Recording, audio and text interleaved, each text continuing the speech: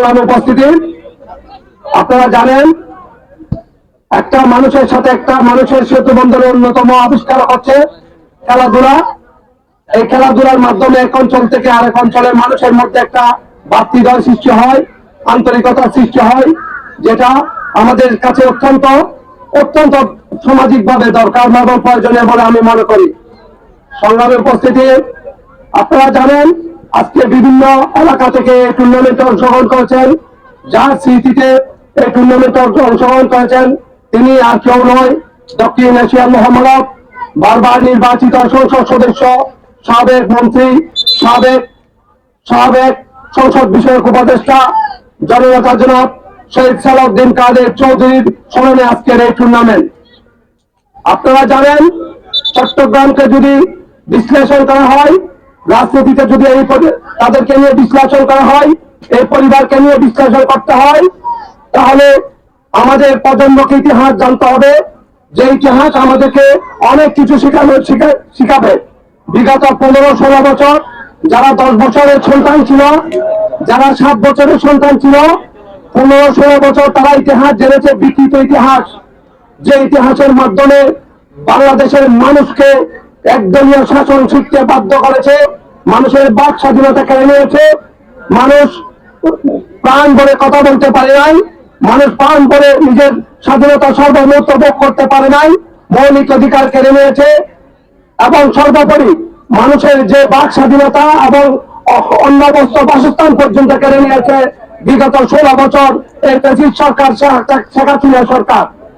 আপনারা জানেন, আপনারা যারা প্রজন্ম তাদের উদ্দেশ্যে এই কথাগুলো বলতেছে। শহীদ সালাউদ্দিন কাদের চৌধুরীকে, শহীদ সালাউদ্দিন কাদের চৌধুরী তৎকালীন পূর্ব পাকিস্তানের যদি 2টা পরিবার বা 4টা পরিবার হিসাব করত বা 3টা পরিবার হিসাব করত, এই সালাউদ্দিন কাদের চৌধুরীর পরিবারকে এখানে হিসাবে রাখতে হতো। সালাউদ্দিন কাদের চৌধুরীকে, সালাউদ্দিন কাদের চৌধুরী তৎকালীন পূর্ব পাকিস্তানের স্পিকার শহীদ ফজলুল কাদের চৌধুরী, তৎকালীন পূর্ব পাকিস্তানের ভারপ্রাপ্ত প্রেসিডেন্ট ফজলুল কাদের চৌধুরীর প্রথম পুত্র শহীদ সালাউদ্দিন কাদের চৌধুরী, যাদের পরিবারের মাধ্যমে আর চট্টগ্রামকে মানুষ, গোটা বাংলাদেশের মানুষ, গোটা বিশ্বের মানুষ চট্টগ্রামকে আলাদাভাবে চিনিয়েছিল। ওনার পিতা শহীদ ফজলুল কাদের চৌধুরী এবং তার পরবর্তীতে তারই সুযোগ্য সন্তান জননেতা জনাব সালাউদ্দিন কাদের চৌধুরী। এই সালাউদ্দিন কাদের চৌধুরী তার পিতার হাত ধরে যে রাজনীতিতে এসেছিলেন, আজকে রাজনীতিতে অনেক কিছু বলে। আমরা শুনেছি রাঙ্গুনিয়াতে অনেক উন্নয়ন হয়েছে, আপনারা দেখেছেন সে উন্নয়ন কোথায়? আজকে চট্টগ্রাম বিশ্ববিদ্যালয় বলেন, আজকে চট্টগ্রাম বলেন, চট্টগ্রাম কলেজ বলেন, এখানে যত বড় বড় প্রতিষ্ঠান, শিক্ষা প্রতিষ্ঠান হয়েছে তৎকালীন পূর্ব পাকিস্তানের প্রেসিডেন্ট জনাব ফজলুল কাদের চৌধুরী হাত ধরে। তার এই প্রতিশ্রুতিতে যখন এই দেশের প্রেক্ষাপট পরিবর্তন হয়েছিল, দেশ স্বাধীন হয়েছিল, স্বাধীনের পরবর্তীতে আমার নেতা শহীদ সালাউদ্দিন কাদের চৌধুরী তার পিতার যে রাজনীতি ধারাবাহিকতায় চট্টগ্রামের উন্নয়ন সেটা হাতে নিয়ে বারবার মানুষের অধিকার ফিরিয়ে দেওয়ার জন্য চেষ্টা করেছে। তার এই চেষ্টার ফলে, তার এই জনপ্রিয়তার কারণে তিনি বারবার যতবার সংসদ নির্বাচন হয়েছে তিনি প্রত্যেকবার সংসদ নির্বাচিত হয়েছেন। এটা যদি তার জনপ্রিয়তা না থাকতো আজকে তিনি বারবার এভাবে নির্বাচিত হতে পারতেন না, সংসদ সদস্য হতে পারতেন না। তিনি শুধু সংসদ সদস্য নয়, তিনি তৎকালীন মন্ত্রিত্ব পেয়েছেন, তিনি অনেক তার নেতৃত্বে তিনি সংসদ বিষয়ক উপদেষ্টা ছিলেন, পরবর্তীতে তিনি বিএনপির স্থায়ী কমিটির সদস্য পর্যন্ত হয়েছিলেন।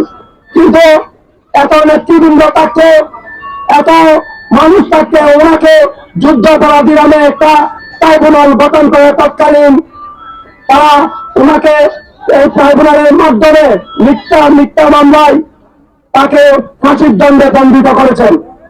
কেন ওনাকে দণ্ডিত করেছেন? ও একমাত্র কারণ হচ্ছে তিনি একমাত্র জাতীয়তাবাদী এবং ইসলাম বিশ্বাসী একজন নেতা। তার এই বরিষ্ঠ নেতৃত্ব তথা তৎকালীন শেখ হাসিনা সরকার না শুধু বেশিরভাগ সরকারের বিরুদ্ধে কাপড় ধরাইত, যার কারণে ওপারের নীল নকশা মতে আসারউদ্দিন কাদের চৌধুরীকে এই এই ট্রাইব্যুনাল গঠন করে মিথ্যা অপবাদ দিয়ে তাকে দণ্ডিত করে তাকে ফাঁসি দেওয়া হয়েছে।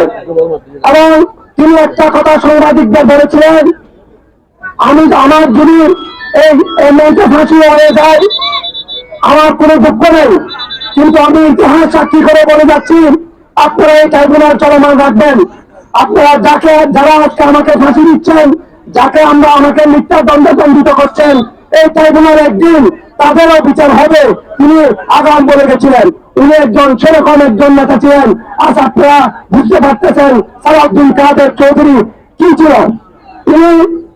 ওনাকে আমরা কাছে থেকে দেখেছি, আমাকে দেখে এমন ছাত্র দলের নেতৃত্ব দিয়েছিলেন, রাঙ্গুনিয়া উপজেলা ছাত্র দলের সাধারণ সম্পাদক বানিয়েছিলেন। আমি তখন রাঙ্গুনিয়া বিশ্ববিদ্যালয় কলেজ পড়তেছি, আমার এক নেতা আমাকে ফোন করে বলছে তোমাকে বাইরে রাখতেছে। তার স্মৃতি, তাকে হাত ধরে আমি নেতৃত্বে এসেছিলাম। উনি আমাকে বারবার বলেছে তুমি পারবে, তোমার দ্বারা রাজনীতির নেতৃত্ব দেওয়ার ক্ষমতা তোমার কাছে আছে। তাই আজ উনি তার কথাগুলো আমার মনে পড়ে এবং মনে পড়ারও কথা। আমি ওনাকে যখন কাশিমপুর কারাগারে গিয়েছিলাম দেখার জন্য